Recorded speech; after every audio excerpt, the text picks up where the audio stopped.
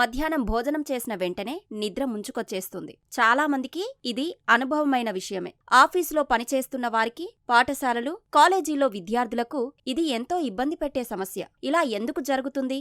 మనం భోజనం చేసిన వెంటనే పొట్ట ఆహారాన్ని జీర్ణం చేయడం ప్రారంభిస్తుంది. ఈ సమయంలో రక్త ప్రసరణలో ఎక్కువ శాతం పొట్టవైపుకే వెళ్తుంది. దీంతో మెదడుకు రక్త ప్రసరణ తగ్గుతుంది. అందుకే మనకు ఆ సమయంలో అలసటగా, నీరసంగా, నిద్ర ముంచుకొస్తున్నట్టు అనిపిస్తుంది. ప్రత్యేకంగా మీరు మధ్యాహ్న భోజనంలో కార్బోహైడ్రేట్లు నిండిన ఆహారాన్ని తిన్నా లేదా పంచదార కలిపిన స్వీట్లను అధికంగా తిన్నా రక్తంలో చక్కెర స్థాయిలు ఒక్కసారిగా పెరిగిపోతాయి. ఇది కూడా నిద్ర రావడానికి కారణంగా మారుతుంది. ఇక భోజనం తర్వాత శరీరం ఇన్సులిన్ ను అధికంగా విడుదల చేస్తుంది. ఇది మెదడులో సెరటోనిన్ అనే రసాయనాన్ని ఉత్పత్తిని పెంచుతుంది. సెరిటోనిన్ అనేది రిలాక్స్ ఫీలింగ్ ను ఇచ్చే హార్మోన్.